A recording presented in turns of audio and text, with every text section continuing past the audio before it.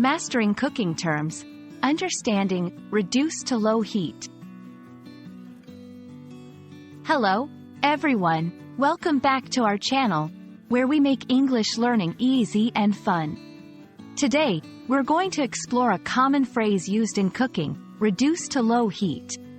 This phrase might appear in recipes or cooking shows, and understanding it can be really helpful, not just in cooking, but also in improving your English vocabulary. So, let's dive in. When a recipe instructs you to reduce to low heat, it's telling you to decrease the temperature of your stove or heat source. But it's not just about turning the knob, it's about understanding how this affects your cooking. Reduce here means to make something less or lower, so, effectively, you're making the flame or heat lower than it was before. Why do recipes ask you to do this? It's usually for two reasons: control and delicacy. Some dishes require gentle cooking at a low temperature to either simmer the food, prevent burning, or to allow flavors to meld together slowly. It's an essential skill in cooking that shows patience and attention to detail.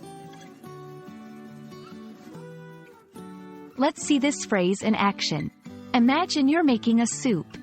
After bringing it to a boil, the recipe might say, reduce to low heat and simmer for 20 minutes. This means you should turn down the heat so that the soup cooks gently, allowing the flavors to develop without boiling over or burning.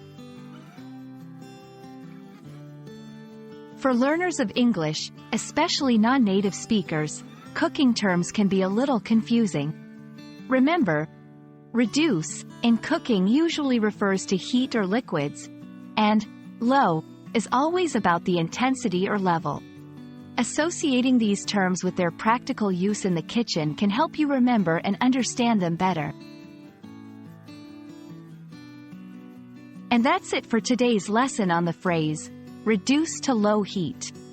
We hope this video helps you not just in your cooking adventures but also in understanding English better.